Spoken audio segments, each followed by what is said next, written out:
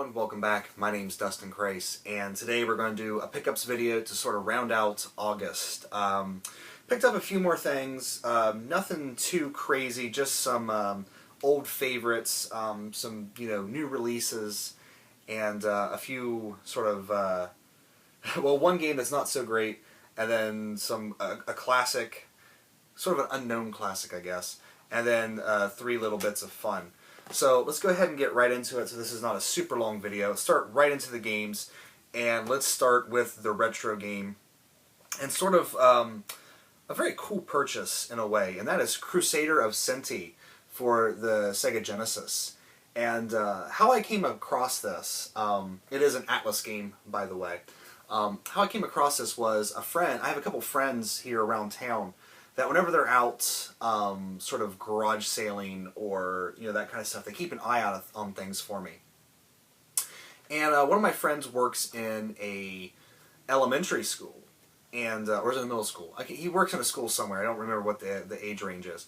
But this kid came up to him and says, "Oh, I heard you like games and stuff. I got some old Genesis games with my brothers." And my friend was like, "Well, yeah, let me see what you got, and we'll see if we can do anything." And this caught his eye, and being an Atlas game and things like that, and looking on the back, this is basically a Zelda clone for the Genesis, and beautiful 2D graphics. Looks like a lot of fun. Can't wait to actually play it. But he bought the game from the kid for a kind of expensive price, but not too expensive when you look online for prices. And then he sold it to me at cost with no markup. So I'm really looking forward to getting into this. I put it in, played it a little bit, and it seemed like a lot of fun. Really, he just brought it over to test it out on my Genesis because he didn't have one. And as I was sitting there kind of testing it out for him, I realized this is actually a really fun game. So I purchased it off of him, and it's kind of a rare one too. And of course, it's an Atlas game, so that is fun. Put that up there so Duncan doesn't get a hold of the cardboard box. Then I picked up my Geo Pocket Color and played a couple games on it, and realized what a fun system that was. So I picked up a few more games for it, and it's going to be really hard to show you these games because they're really small, of course. But I picked up SNK and Capcom, The Match of the Millennium. Another fun fighting game for the system. Picked up Dark Arms, Beast Buster 1999, and this is sort of a, again, I want to use the word Zelda clone, but it's a bit different in that you actually, instead of killing enemies, you use your gun to catch them, and then you use them to turn as material to turn into new weapons. So this is actually pretty fun, and I'm really kind of looking forward to it. And it's one of the few sort of RPG type games on the system that are not ridiculously expensive. There's one, I don't remember how to say the name, it's like Farsai or something like that, Falsai. It's like $200 for that game. So I saw this one for a pretty cheap price. I think I paid $7 for it and picked it up. Looks to be a really fun game. And then, of course, this one I've been meaning to get for a while, and that's Metal Slug Second Mission, and this is fantastic. I absolutely love this. Love Metal Slug. So I had to get that for the system as well.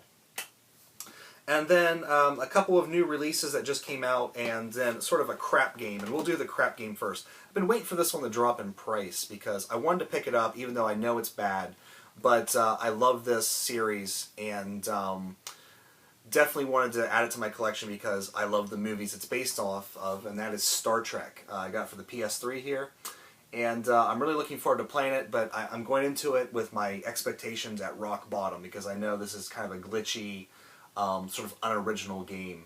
But I love the Star Trek universe, and I love the J.J. Abrams Star Treks, and yeah, so picked that up, finally got down to a price I was willing to pay for it. And then I picked this game up, but I haven't thrown it in yet because the next game I'm going to show you after this has just been swamping my time. But I did pick up Killer is Dead for the PS3 by Xseed, of course. I have to support Xseed. And I talked to Steven about this a little bit. And he says it's kind of simple, but it's a lot of fun. So kind of short, too. So I think I can knock this out in a couple goes. But just haven't got around to throwing it in quite yet. But I do love this... this box set, and I was thinking about doing an unboxing for it, But then I was like, oh no, everyone's going to be doing an unboxing for it. But then I didn't see any of them come out. But what you get, which I already have the game out of the box, which is right here. You get the game, of course. And the game comes in this nice little cardboard sleeve inside there to sort of take up space. But you get a really... see, here's the problem with this box. That's how it opens up. Oh, I guess that comes completely out. I could not get it completely out the last time. Like, it would stop. It would catch on something. But you get a nice hard art book that's full color and everything. Just beautiful stuff in there. And then you get, which this is weird, you get the soundtrack in this sort of mini DVD case.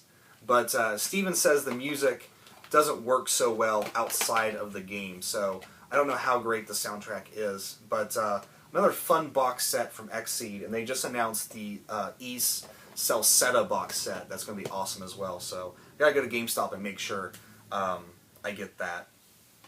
And then the final game here, Final Fantasy XIV, A Realm Reborn.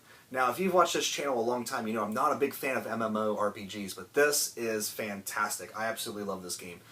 Steve and I are having a great time on the Japanese Ultima server playing, and it's just fun going around and doing quests. However, I only play for a few hours at a time, just because, I don't know, I feel like this could be like a real bad addiction if I really just let myself go with it. So I'm trying to play it very responsibly, and yeah, but this is a great game. It actually makes me wish I would have played the game back in the day when it first came out, so I could see the difference and see how much better it is now. Because I guess this is like a 95% rebuild of the game. So definitely check out Final Fantasy XIV if you can. Pick these things up, just sort of fun for my, you know, as I'm playing games, as for my beverage. Picked up some ice rounds. These are ice cube trays that make big ice balls for your drink, and because of the lower surface area, it chills your drink without really watering it down. And they're pretty cool, but they don't make perfect ice balls. Like, you'll have like an air pocket in there, and then it cracks open, and it's just huge, like, crack in the ice cube. But still pretty fun thing to add to enhance my beverages.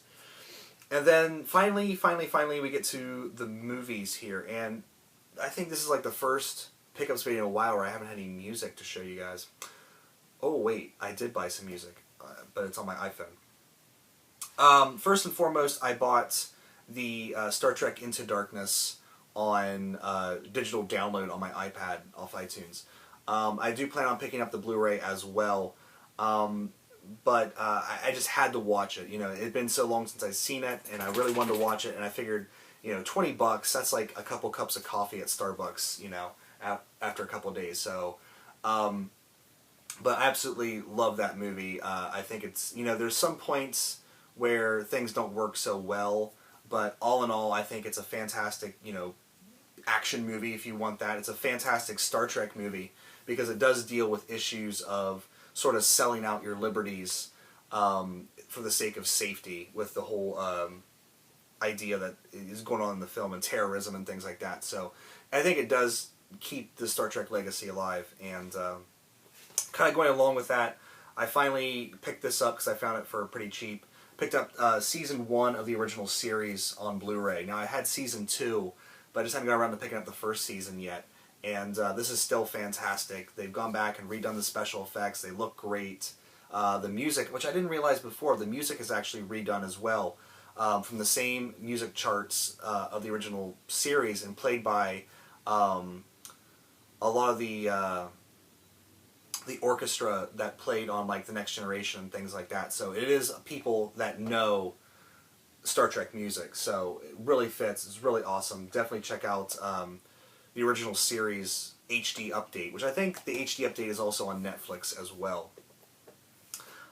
Picked this up, but I haven't got around to watching it yet because of Final Fantasy XIV, but I did pick up The Great Gatsby. And I'm one of the people that out there that actually really like this movie. It got bashed quite a bit. But I think it's like sort of a lull. I don't know what it is, but people want it to do everything that the novel does, and if it did that, it would be a boring movie. And what this did was take the essence of the book and really kind of distill it down, because it was sort of a crazy you know, I just blanked on the word I was going to use. Sort of a crazy, shallow time. And, you know, it was party and mayhem, and that's what the movie kind of really encompasses. It's a little bit more romantic than I think the book is, but that works for a movie. And, you know, if people want the book still exists, but the movie, taken for its own merits, is still a really fantastic movie. And then, finally, well, not finally, because I did pick up some music on my iTunes, and I should just do that right now so I remember it. I picked up another School of Seven Bells album. I can't remember the title of it now. It's the one in between Alpinisms and Ghost Story. It's got Desire in the title. I can't remember the title right now. But very good album. I don't like it as much as Ghost Story, but it's still very good. I think that's all I purchased. Yeah, just that one. So no big deal. But these next things are near and dear to my heart. And what happened was I kind of fell out of buying these.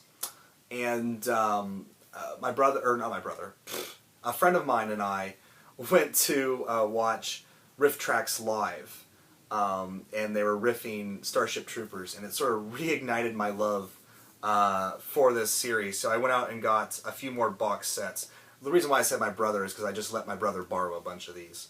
But I picked up volumes 25, 24, and 17 of the Mystery Science Theater 3000 box sets from Shout Factory. And these, if I can get them all held up here, these are fantastic because what they did, you know, unlike the original box sets from Rhino, they went in and they made like all new box art for the DVDs and stuff like that. And there's little poster inserts of each of the covers as well. But this is one of my favorite shows ever, and I've been loving kicking back and watching just riffing of movies. And personally, I do not believe you can be a movie fanatic, movie buff, without being a fan of this show. You know, you can sit there and talk about wanting to watch all the great movies ever made, but unless you sit down and watch a bunch of terrible movies, I don't really think, you know, a lot of people go on here and say, oh, this movie is terrible, it's awful, it's horrible. But until you watch a truly horrible movie, like, what's a good one here? Oh, I got a good one. Like The Final Sacrifice with Zapp Rosdower as one of the main characters. You don't really know what a horrible movie is. So this show, while being very funny and amazing to watch, also gives you real perspective on movies. Because, trust me, as bad as a movie, people say a movie like Star Trek Into Darkness or Great Gatsby is, it could always be worse. So, been loving catching back up with that show. And they're actually getting ready to release a 25th anniversary box set that has a lot of episodes that I really want, like Mitchell, that have been out of print for a while. So I'm really looking forward to getting that one as well. But anyway, that is August. Some fun stuff here. Hopefully I can get this Final Fantasy XIV thing under control and just not get really super addicted to it. I've been doing a very good job here as of late, but it's a really fun game. Really fun. But I'm not going to be one of those people that just play MMOs all the time, because you find one MMO and then I don't really see the reason to play another one, you know, because unless they shut that one down, because it's just, there's so much stuff to do in it. But anyway, that is it. So hopefully there were some cool things there. You know, game-wise, not a lot of random pickups, just kind of like... you know, the usual stuff. But yeah, so that is it for this video. I want to thank you guys so much for watching. Take care. I'll see you next time.